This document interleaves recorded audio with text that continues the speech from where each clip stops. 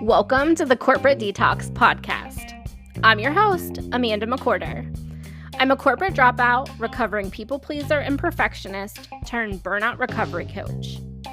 If you are sick of the corporate roller coaster ride and ready to step into a life you love, this is the podcast for you.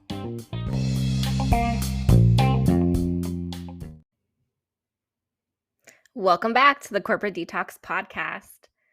Oh, in today's episode I am joined by my friend, Heather Doran. Heather is a CEO, mentor, and coach who leads her clients to the exact steps to get them into alignment with their dreams of ditching the corporate space for good. By encouraging women to access their her selves, her clients begin to design a life they love and learn how to build their dream business that supports their purpose. Heather knows from experience.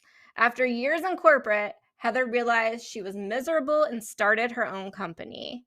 Now she supports business owners with their holistic success journey, offering everything from Reiki and NLP to the nuts and bolts of business and things like taxes, scaling, and profitability. Heather is also the podcast host of Unblock Your Money Shit, which is lighting up the podcast airwaves and making people rethink their relationship with money. So, Heather, I am so happy to have you here today. Let's jump in. Hey, Heather, thanks for joining us. I am so excited to have you on the podcast today. Let's go ahead and get started. And why don't you tell us about your corporate detox story?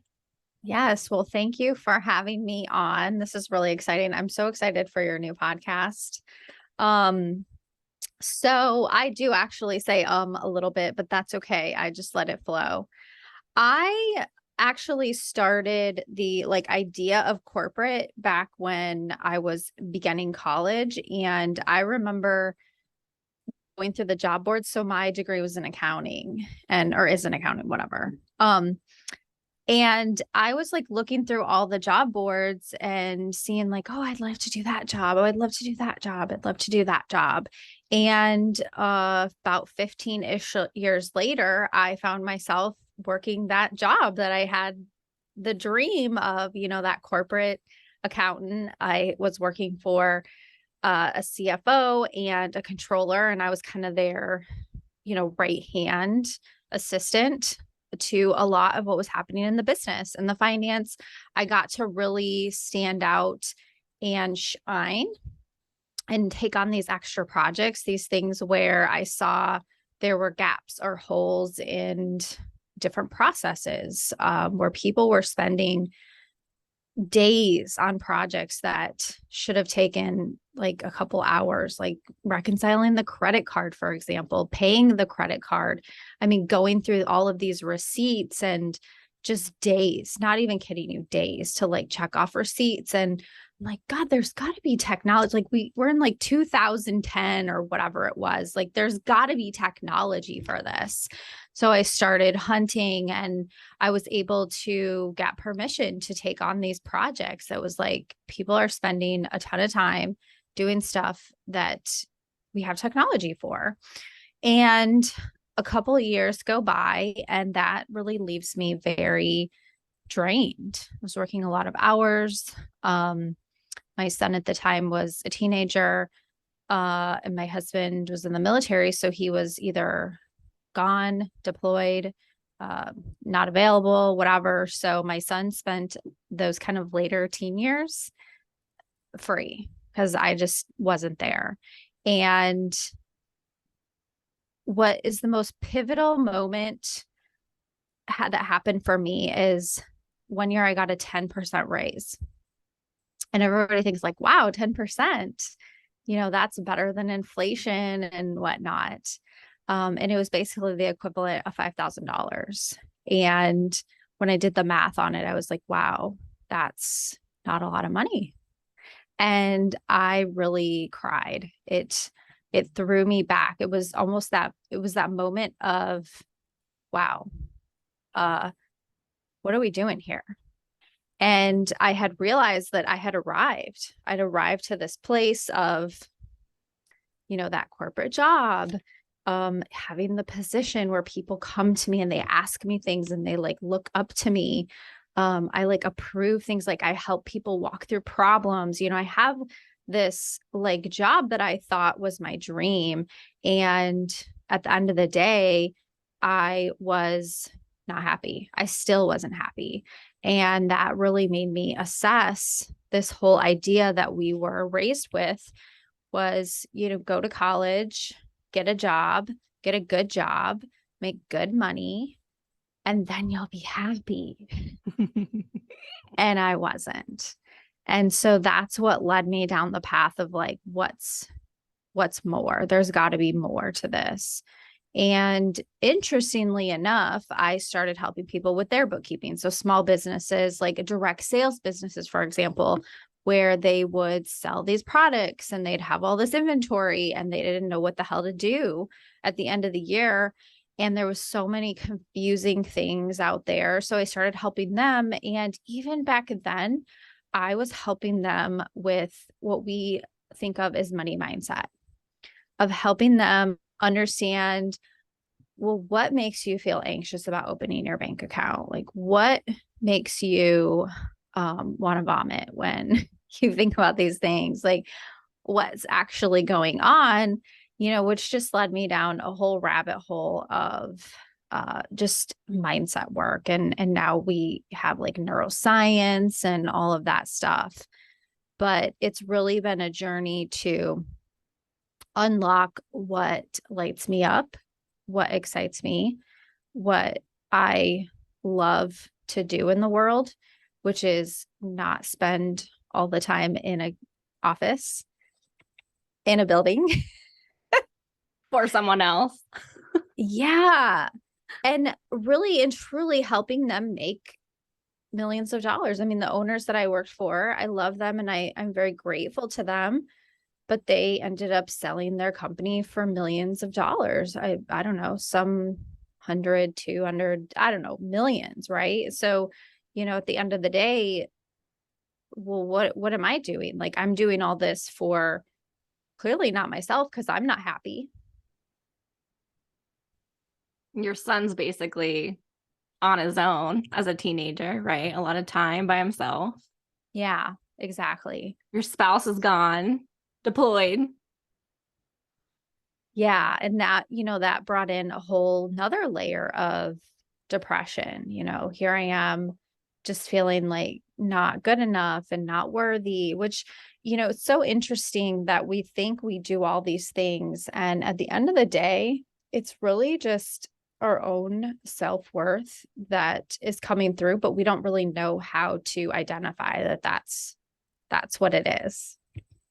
Oh my gosh, yes. Now I go back to what you said a little bit ago about you did what we were taught to do, right? Like you went to college, you got this degree, you got a good corporate job, you were making good money. Like we were never taught like how to really truly value ourselves in that process. Yeah. And really to understand that, a $55,000 salary, which, is appreciated, it's like there's more money out there that our values are more than that money. And I think I was also raised in that scarcity environment of, there's just only so much money that we're quote unquote allowed to make. And it wasn't even a thing that was said. It was very unspoken, right? It was like, well, unless you owned a company or you were some like huge like Ford CEO or some like crazy, making, a bunch of stock options and everything, you were never going to make that kind of money. Like you were making more money than, like the factory worker. And that was great.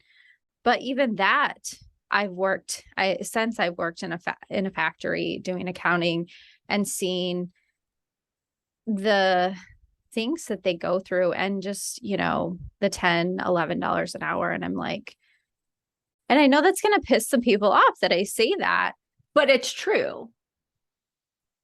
Right? Like And I ended Absolutely. up quitting. I was just like, this is not, they wanted me to stay. They were like offering me quite a bit of money. I think she wanted to pay me like 80 or $90,000 to like stay in her department. I was like, there is no amount of money that I'm gonna, like, this is too much of a shit show for one. And for two, I just wasn't behind their values. Exactly.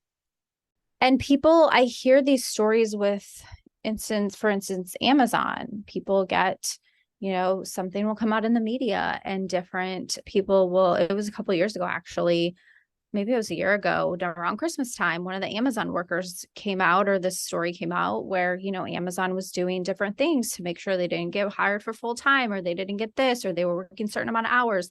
And a lot of people were like, no, Amazon would never do that. And I'm like, dude, I worked like behind the scenes in a warehouse. Yes, they do that. Oh, absolutely. Absolutely. And I think we're in a place in society and where we've evolved to a certain place, as a community and our collective consciousness, to where we have to start asking these questions. We have to start asking the questions, what are we doing? What are we doing this for? Are we just doing this to survive? And is this, what's the options here? What are the other alternatives? And how do we start to do more than just survive? Because I believe that life was meant to do more than survive. And I follow human design. And in human design, the idea is that and in astrology as well, there's going to be a transformation. There's going to be a shift in how the planets are aligned and all of that. I don't know all the details, but basically in 2027, according to human design, we are going to shift into more of an inward approach. So instead of how our community, our life is really set up in how everybody's in a community and how we're very dependent on everybody showing up and doing their job. And as you can see, what happened in 2020, what happens when people don't show up and do their job? Mm-hmm. What happens when people say, I don't feel like doing this anymore? This is, people around me are dying, and do that whole reevaluation, reassessment. And then we have distribution problems. We see it in the grocery store. We see it at the gas pump. This is where I believe we're heading as a collective consciousness to ask more questions. What are we doing here? Oh, yeah. To me, that it's already in motion, right? Like it is already in motion with people questioning trading time for money, right? Like, is it worth not being with my family, not being with my loved ones, being miserable just to get this paycheck or this salary? But really just the reflection on like who you're working for. Who you're working for, the values alignment. You can start, I mean, you and I see that, right? Like we're in the circle of folks, like you can start seeing that fall into place. It's interesting to see that happen on a bigger scale. Yeah. And it's so interesting how 2020 has started to create that shift. And, again, according to astrology and human design and whatnot, that's the planets are literally about to shift to where we become more inward focused. And I'm like, oh, well, isn't that interesting? Right. You believe what you want, but, like it's all playing out a certain way. Yeah. Yeah. Like I even think about like the hype. I say hype. A lot of people will say, I never heard of quiet quitting, but like there's all this talk about quiet quitting. That is part of this shift. Yeah, so I didn't know what that was either, right? So I went on YouTube. I literally like did the whole like Google YouTube search. And there's a very respected CPA that I follow that, I mean, he like dumbs shit down. Like just down to like, Yep. he just dumps it down. All the stuff about taxes, all the shit that's happening on Capitol Hill, all this stuff. He dumps it down. So he made this video on quiet quitting. And so what he said is back in the day, it was called slacking off. It's basically the same thing as slacking off. You don't really go above and beyond. Mm-hmm. You don't really do all these extra things. And then when it comes time for, a raise, or even when it comes time to, we're going to be cutting out workers, you might be on the chopping block. And the whole reality of that to me is just fucking idiocy. Oh my gosh. Yep. Like, I'm paid to do a fucking job. I don't go above and beyond that job, but then yet I am then looked at a certain way because I am doing my job, but not going above and beyond. But you don't pay me to go above and beyond on my job. Listen, Noelle Morgan and I just talked about this on a recent episode. We got into like our HR ramblings, and we were talking about performance ratings. And this aligns perfectly with that. Like, just how there are companies out there are a whole lot of them, right, that expect you to give 200% all the time. And when you give 150%, like, you're just average at that point. If God forbid you give just what meets expectations, like meets expectations is what you're supposed to be doing. And that looks like quiet quitting in some cases. I hate to say it, because people have been giving you so much. So much. And yet we are all asking the question collectively, why are all these people so burnt out?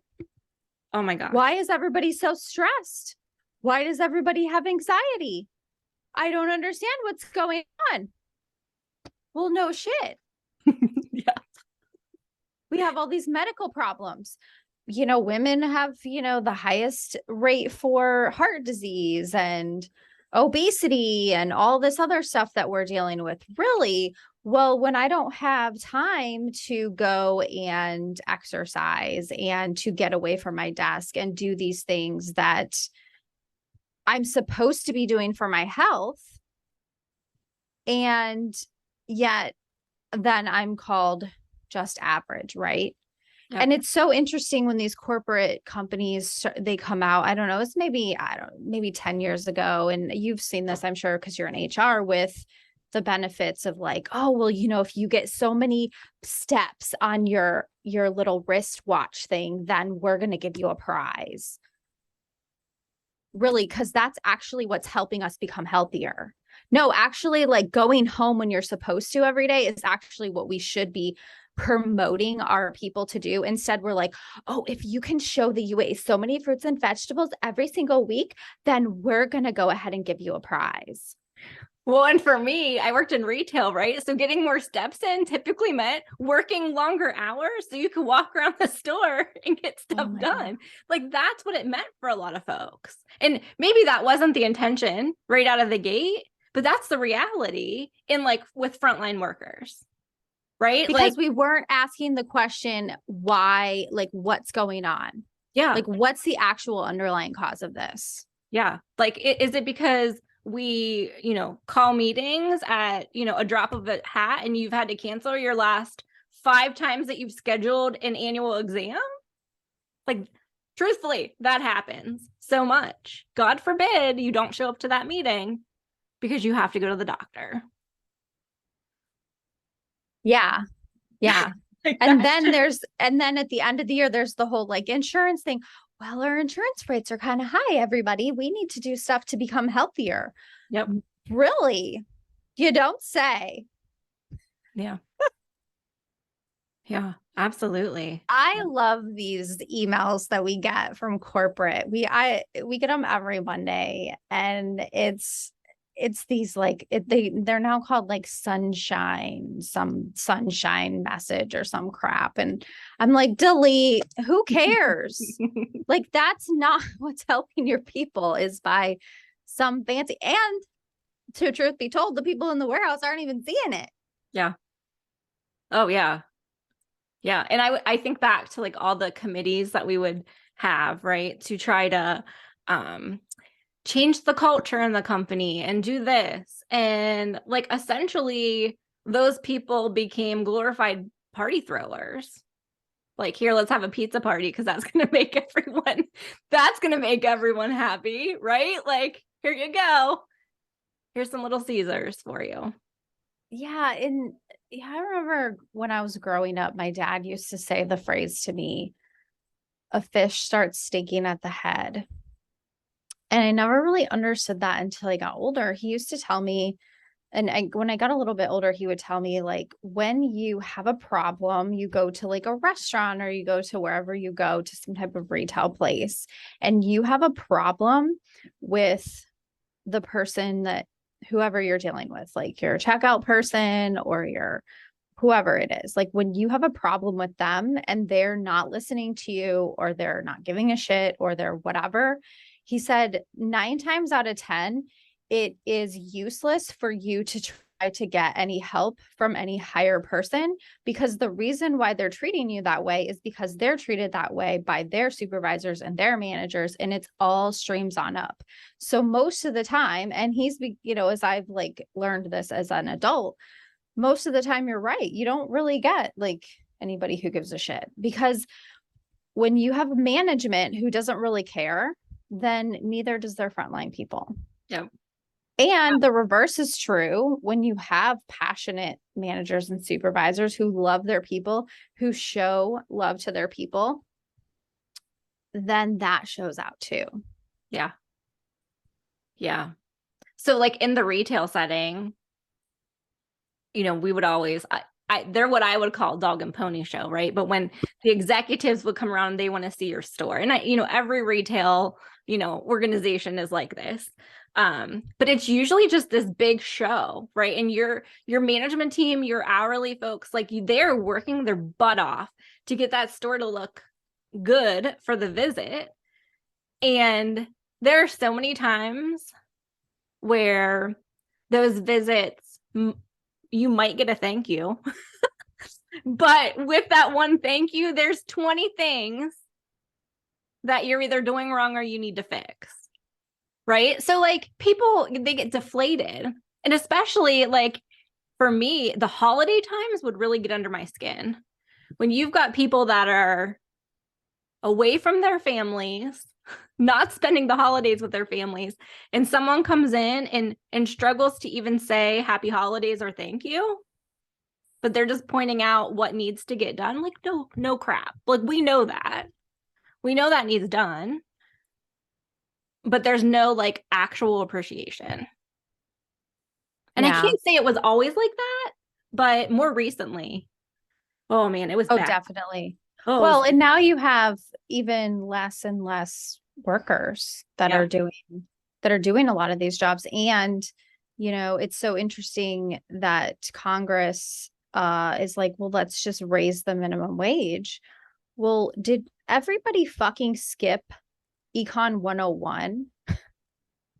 Like, I was talking to a CPA the other day and I was like, do these people like not ever take Econ 101? Because that's great. Raise the minimum wage, because then what's going to happen is the price of everything else is going to raise, because the price of minimum wage isn't the problem.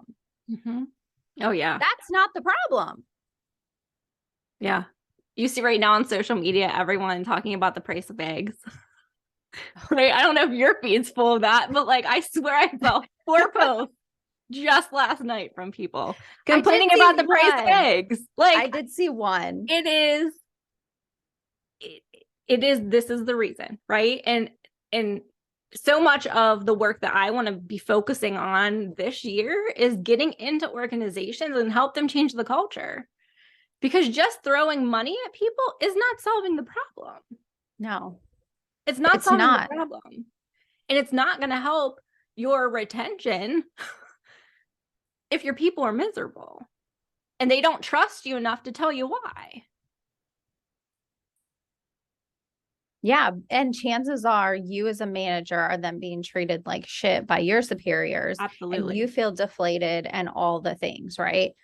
And this is where I'm like, because it starts at the head. And this is where, when I reflect on this as an entrepreneur, we are CEO of our company. And this is where we have to step into this role as CEO in our own company. And we have to start doing this inner work of having self-worth for ourselves. Because if we don't have enough self-worth, then we're not going to know enough to then support people as we start hiring them.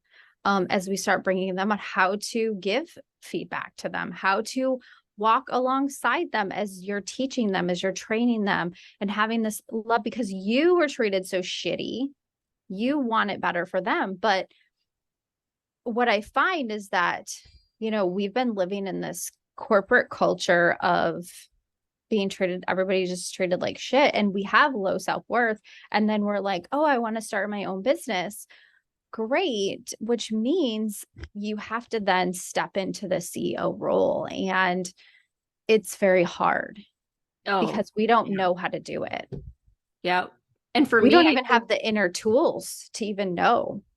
pricing was one of my biggest issues and still is. Like it can become like a mindset battle sometimes because I was so used to people were paid by the hour, right? Like this is what you get paid by the hour, but like you're in this space where we are like we're all like yeah, we're working with people, we're exchanging time, but there's a transformation, right? We're saving people time.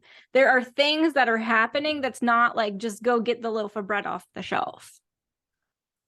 And this is Yeah. the And I box. think that's the part of the detox that we go through Oh, as yes. entrepreneurs is understanding in our soul, in our being, that like to stop ticking those hours and to stop being like, oh, I spent this much time on the phone and like, did I just waste my time? And then I didn't get the contract and all of that stuff, and really like stop the tracking of the hours and really start focusing in on like, what am I doing? Am I loving what I'm doing? Am I flowing through my day? Am I feeling good in my body? Am I getting off of my desk? Like all the things, right? That's the part of the detox that I think we go through as entrepreneurs. Oh, yeah. Yeah. I remember the first couple coaches that I worked with outside of the corporate space would say to me, how does that feel? And like the first couple of times, I'm like, well, what do you mean? How does that feel? Yeah. What does that No one mean? had ever said, no one ever said that to me. Oh, It the was best like, one go do was that. how does that feel in your body? Oh, yeah. I was like, what the fuck does that mean? Yes. Yes. Like no one's ever said that to me. And I've never put two and two together that that is what caused a lot of my pain. And I want to say pain and suffering. It really was in the corporate space, right? The Yeah, headache, because the we shut tension. off that from the neck up. Yep. One lady in our program, she calls it neck uppers. And she's like, we're just neck uppers. And it's so Yeah. true because we literally stop breathing. I've been working on writing a book, and one of the things that I wrote in it was something about you probably haven't breathed a full breath since your kindergarten years in the playground. Absolute truth. Absolute Like truth. we're Like, just so shallow. And until yeah. you start doing those where you breathe in and you hold it, I remember when I started doing that, I thought I was going to die. I was like, oh, I can't hold it that long. Oh my God. Like, what is this feeling? Is this normal? Oh my gosh. Yeah. And it's, I think some people that have never been outside that corporate space, I know if they've never been out that corporate space, like some people listen to this and it's like a total foreign to them because it's so unfathomable. Like, and you don't even know that some of this stuff is happening in your body at that time. Yeah. Well, and so one client I worked with, I gave her the activity to start doing this breathing, and we were working on like feeling your body, right? And so she got on the phone with me one day and she's like, "Oh my God, like I just feel different. I think there's something wrong." And I'm like, okay, well, tell me. And she's like, well, I can like, tell when my body gets tense, or like I'm starting to like just feel these things, or like maybe I'm feeling excited. And I'm like, this is good. You're Yes. feeling your body. And Yes. she was like, legit, like, what? I think there's something wrong. And I'm like, no, this is the normalness that we've gotten away from. Yeah. Yeah. I remember the first time I did a meditation and it talked about like unclenching your jaw, relaxing your cheeks, right? And I'm like sitting there like, oh my goodness. Like what is this feeling? Like it felt amazing, but it had been so long since that had happened because you just walk around with all of this stress and tension all the time. That's just how society has us programmed at this point. Yeah. Well, and that's what I believe is part of the programming. And so when I've been doing this journey of, rediscovering my truth and all of that stuff. And I look into like the whole like, peasant work and all this stuff, and then really starting to uncover this reality of, this $10 an hour, and like, the corporate CEOs making fucking millions and all of that. It just occurred to me that and what got me started down this track was the whole work week, right? So, back in the day, Henry Ford created this 5-day work week. I think back then it was like 6 days. So they would get one day off, and then they eventually ended up doing this 8-hour work day, this whole thing. Well, that whole thing was Henry Ford's. He was actually selfish in doing it because he wanted people to be able to spend their money. If they didn't have any time to go out and do these leisurely events, they weren't spending money. And so in his selfishness, he actually was like, well, I need to give them more time off so that they'll spend more money. And so then that got me to like think about this whole thing of like how we've been working these like just insane hours, back in like the Industrial Revolution and stuff. And so what occurred to me is when we keep people working, we keep them tired. And when we keep people tired, we keep them from fighting. We keep them from having, a brain and like thinking for Yeah. themselves and all of that. And I Oh was yeah. like, oh my God. And so when I say like this whole slave labor, like we're literally, most of us are living in basically like slave labor because we're so tired. We're just trying to get by every day. We want more for our kids. Like who doesn't want more for their kids?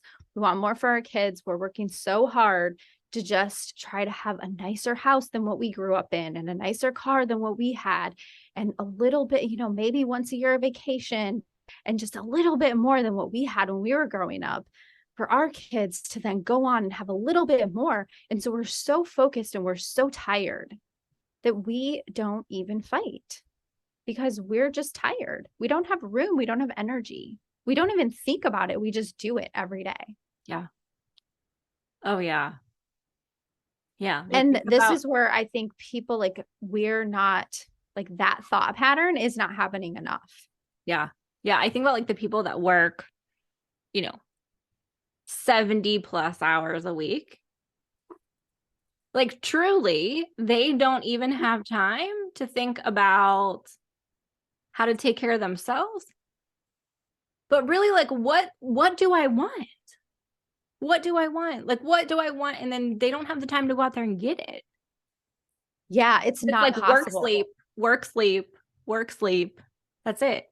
Yeah, it's not possible in their brain because their brain is so reprogrammed and so reprogrammed to, this is what I have. Like Yeah. this is, and because again, corporate, like you've attained a certain salary, you've attained a certain status, you've attained a certain, um, career progression. And because you've already done that, you're like, oh, well, what am I going to do? I'm going to leave and I'm going to be the low man on the totem pole over here. And I'm going to lose my salary and I'm going to lose this and I'm going to lose my house. And like all of these things are going to like be turned around and turned upside down. And oh my gosh, I can't do that. Yeah. And actually, those are actual the thoughts that we need to start having. Because if I really want this, then that means that what do I need to do to make that happen? One of the first things that I do with clients who want to leave the corporate space is to start going like, okay, let's move your job. Like of all things, like let's look at even moving your job. Is your job stressing you out and it's not in alignment? Okay, great. Let's go out and get a job that's going to put you in alignment. Maybe has some flexibility here, whatever it is. Like that's the very first thing, not necessarily losing salary or whatever, but then really starting to ask the question of, okay, so what do I need to maybe downsize my house? Because I can tell you right now, you're going to be a hell of a lot happier in a downsized house and less working hours than you are right now. Yeah. And so starting to ask those questions, I mean, between my husband and I, we sold all of our stuff. We sold our house. We sold a car. He had a motorcycle. We sold a lot of things. And we started traveling with the idea that we were going to continue to travel. And then the economy took a shit. And we ended up in the country. So we live in the country now in this small town. Like when I say small town, Mississippi, like we're 15 minutes from down. And the things that you take for granted of having in the city is, whoa. Oh, I'm sure. Like there's a Walmart. Yeah. My mother-in-law came here and she was like, yeah, so this like macchiato, blah, blah, blah, whatever creamer. She's like, yeah, Walmart has it. And I'm like, no, Walmart does not have that. Walmart has vanilla, French vanilla. She's like, oh yeah, all the Walmarts have it. And I'm like, no, we live anywhere off tangent. Point being is that to start to ask these questions of what do I want? And like, what can that look like? Like, what are the things that I need to rearrange to get on the other side of that would be really fucking awesome. Yeah. Like, I would love to wake up every day and have that. Yeah. I think one of my biggest things, well, first of all, I wish that I had somebody like you and I when I was in that space in corporate, because what happened to me is I didn't realize I was burnout. I was miserable, knee-jerk reaction, quit my job with no plan. Oh shit. Only me, right? Single mom, just my salary, like single, like whatever I had saved is what I had. And that was my journey. And that's what I think about. This work that we do is so important because that doesn't have to be you. It doesn't mean you stay there forever, but maybe you have a plan that's like, in 4 months, here's my exit strategy and I'm going to go work here, right? Or you just find that job. Like you start looking, you give yourself the space to look. I wasn't even giving myself space to look at that point. And yeah, and I think that work is so important.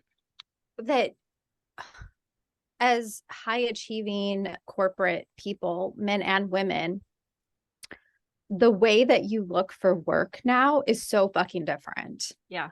And so because it's so different, it's almost like we got to it's like, oh, we have to go out and then relearn something else to just go get the other, like figure out even how to even apply for the other jobs. Like, where are they at? Right. We don't even know. I mean, like if you've been in your same corporate job for 10 plus years, you don't really realize that there's like all these remote type things, or there's these different websites, or like everybody's like, oh, LinkedIn. Well, it's just, there's more resources than just LinkedIn. Yeah. And if you don't even know where to start looking, then that's that freeze response. And it's like, well, I guess I'll just do another day of this. And maybe someday I'll do that. Maybe I'll do that tomorrow. And tomorrow turns into never. And that's where, then we find ourselves locked in our houses with people around us literally dying. And we're asking the question, this is not it. Like, what is it? But it's definitely not this. Yeah. Yeah, absolutely. Can you tell us more about how you help your clients? So like, you talk about like being able to help give them the clarity of, You don't have to stay here. Talk through, because I know you do like you have an accounting degree, like you have all this amazingness. So like just walk us through what you do. So, truth be told, I do a lot of things. Right now, what I'm doing is more of the like corporate CEO, like kind of like helper. Like I kind of walk alongside you. So as you are starting your business, as you're growing your business. So let's say you've got like, holy shit, I just made $100,000 last year. And I have no processes. I don't even have a bookkeeping system. And I hired a couple people, but now what? So I really walk alongside you to help you develop the systems and the processes that are going to work best for you and your company as you continue to grow. So, a lot of this, like I use a 3-tiered system, which is systems, strategy, and spirituality. And so, it's really spirituality to me is really that inner work of, learning how to re-regulate your nervous system, how to stop all the mind chatter or how to handle the mind chatter, that type of thing as you're growing. And then really set up processes and then look at strategy that's going to work for your business. So that's mostly what I've been doing this last year. And then I want to do even more of it this year. Awesome. And what I really am passionate about, and it's coming back up because I had the idea a couple of years ago and it's coming back up, especially with this conversation, is someone who is like us. We're in the corporate space or like we're in the corporate space and we're like, not happy. I don't know what's next, but I know I certainly don't want to do this, is really to walk alongside them to help them take these really small steps of, okay, great. Like, what do you want? What does that look like? For me, what I started with is, what do I want my morning to look like? So it certainly wasn't answering emails at 5 o'clock in the morning and checking emails so early. So it's helping them develop these really small steps. And then for me, it was really, okay, so getting different work and stepping into different work that was going to free me up to feel better, to be less stressed, all the things, while I help develop this other arm of my life. Yeah. Oh my gosh. That like the mornings to me were like total chaos all the time, right? Even like as a mom trying to get out the door, I had a son in daycare at the time. And it was just absolute chaos. And I felt bad because I felt like he was taking in that chaotic energy. Oh, for right, sure. of how I felt in the morning. And then it was the same thing at the end of the day. I was constantly like rushing to get him at the end of the day. If meetings went long, it was hard to say, I gotta go. Daycare closes in 15 minutes. And this brings up another soapbox topic of mine. And yeah, and then because I also have a degree in education and I worked as a teacher as a while. And then we wonder why our kids are a mess. Oh yeah. Like we wonder why our kids, like think about the morning. Like I would see these kids show up to school in the morning and in school, oh God, we got to do this. We got to, it's just as much like these kids are in constant pressure of adults, like boo, boo, boo, boo, boo. And like, as a collective, we don't spend enough time to be like, are you okay? What's going on? And then that little child grows up to be us. And then we then turn in and we ask ourselves, are you okay? And then we wonder why, like we have a society running around like chicken with our head cut off and asking like, what's wrong with our education? What's wrong with our health system? What's wrong with this? What's wrong with that? Well, hello. Yeah. Yeah. Right I saw someone post in the last couple of days on Facebook. It might have been Ryan Dowdy. I might be totally giving credit to the wrong person, but this person said that the most critical time for your kid, like time spent with your kids, is right when they wake up and right before they go to bed. And then like there was some time in between. But I thought about those 2 times specifically on like how many mornings I was like, okay, come on, we got to go. You got to get up. You got to get ready. We got to go. And it's the same thing at night. Sometimes I was rushing bedtime because I had work to do. I had work that I had to get done that night. Yeah, which meant like, well, there probably wasn't any like story time Oh, yeah. or any time spent, being intimate with your children Yeah. during those, you know, bedtime, those hours that they're like, oh, I mean, I do remember doing like story time with my son. I loved it. Like he was so excited to do it. And to think that there are kids who don't get that and not because of any reason really because of abuse or whatever, but just because we're so fucking busy. We are. Yeah. Yep. Absolutely. Absolutely. Okay. So the question that I ask almost everyone, what would be your biggest piece of advice for listeners?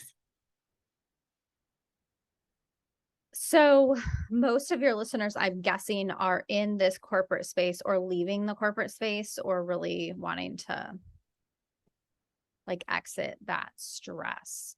So the biggest piece of advice I want to give you is to start breathing and start to listen to your body.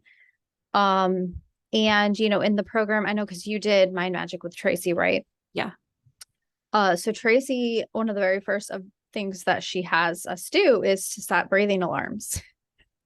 I don't know if you do this with your clients, but I do this with my clients too. And I'm like, okay, I want you to take your phone out and I want you to set 5 breathing alarms. Yeah. And they're like, I don't have 5 times a day to breathe.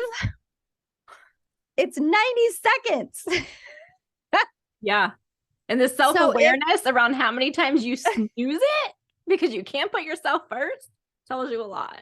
Yeah. And so what I tell them is, and if you find yourself wanting to pause it or, whatever it is, or you're in whatever mind situation is telling you can't stop and do your breath, I want you to pause and realize what the hell has just been happening for the X number of hours before this and how you were feeling and what you've been reacting to. Because what I find is that we are just such in a place of reactivity. So somebody shoots an email, somebody calls us, like all this is happening. And it's like boom, boom, boom, boom, boom. And we're in this like such high state of stress. We don't even realize it. When when that alarm goes off and that pause happens, you're like, whoa, like so-and-so just I had this whole thing where I'm like stressed and blah, blah, blah, all this, because we start out our day with such great intentions. Like, I'm going to be calm and I'm going to do my meditation and all of this stuff. And then we go through our day because our body is just reacting, because our brain and our body is doing its job. It's reacting the way that we've trained it to do. So what you have to do is really to untrain that system. And the best way that I have found, one of the best ways, is to start taking these pauses, like intentional pauses through the day. And so that when it comes to detox work in this arena of what we're talking about, is that right there, is to take these intentional pauses and start to do this breath work, start to do this breathing work where you're assessing your body, you're assessing how you're feeling, all of this stuff. Because what happens is the more that you start to feel this way, the more that your body actually starts to want it. And it's like, whoa, what's going on? So then like somebody sends an email and you're like, oh, and then you pause and you're like, wait a second, what's going on? So that to me, I guess I would say, I don't know if you guys have already talked about this, but I would say that's probably the number one thing as you're trying to move into this more space of ease, of joy, of love, of creativity, of all of that. This is where I would say would be one of the very first places to tune into. I wholeheartedly agree with you. Breath work to people, like you said, like they act like they don't have the time for it, or like, really, that's what you want me to do? Like, that's going to change things. I guarantee you it will change things. You give yourself the time and the space for it and the awareness around it, it absolutely will start that cycle of change for you. Yeah, because then you start to ask these questions that because you've been too tired to ask. And in the middle of the day, you're like, wow, I'm really tired. My body tells me I want to just take a nap. And you start to allow yourself to do that, like, holy shit. Yeah. Right. Yeah. And one thing I found in through this whole process too is how all of our bodies are so fucking different that not everybody's body is, especially as females, right, is not set up to do a 9 to 5. It's actually set up to do like a 10 to 6, or God forbid, the middle of the night they're working and then they sleep later. Like, not everybody's body is, maybe that's why you're so tired, because your body's actually, like, its circadian rhythm is different than the way that our world and our 24-hour clock has been set. Oh, yeah. Yep. It's definitely not a cookie cutter, right? Like, we are not as humans, even Yeah, though the world wants us to be. I work with a lady that she works in the Philippines right now. She works in Europe, but then in the Philippines also. And so it's like 14 hours or whatever. And she is working in the middle of the night, and she, like, that's her body. She's like, yeah, I'm just up. And so it's perfect that she has clients in the US, because her body is like, I'm working, and then she'll sleep until, hours in the morning. And she had to stay with her family for a while, her mom, and her mom, was giving her a lot of grief about it. And she's like, listen, this is what I do. Yeah. It's because we're so conditioned that we have to get up at 5 o'clock in the morning, and the whole early, the whole like early 5 a.m. club. That's not for everybody. And because it's not for you, it doesn't mean that you're not successful and that you can't be successful. Oh, absolutely. Absolutely. I could be on like a soapbox all day with you. Well, listen, I think I'm really truly getting the feeling this is not the last podcast that we will be doing together. That's for sure. So tell our listeners where they can find you. And if you have anything else that you want to throw in, like other ways to work with you, if you have anything going on, now's your time to let them know. Yeah, so I do have a tax guide that I put together for business owners. So, you get to the end of the year and you're like, holy crap, what am I supposed to do with my taxes? Especially as entrepreneurs. So I did put that together. My website is heatherdoran.biz. And so you can find out more about me and about my free tax guide from there. Awesome. Awesome. Now, how about do you on social? Is there a certain platform? Yeah. So mostly, well, I'm on Facebook and Instagram mostly. I'm trying to figure out the TikTok, but. Oh yeah. I'm I made an honest effort yesterday, and my coach is like, TikTok, she's like big on TikTok. I made an honest effort yesterday, and I started to make a video, and it's just like, it's so dumb. Like, why is it so different from Reels? Like, why does it like, we have Reels, like, okay, I've been doing Reels and I figured that out. Like, how can I not figure out TikTok? But I digress. So, make sure that you are following Heather, that if you need some tax guide advice, like take advantage of that and reach out to her if you have any questions. Heather, thank you so much for this. I love doing these interviews. They are honestly the highlight of my week when I get to speak to folks. So, and we'll make sure that we get something else scheduled in the future. Yeah, definitely. This was really fun. Thank you. Thanks.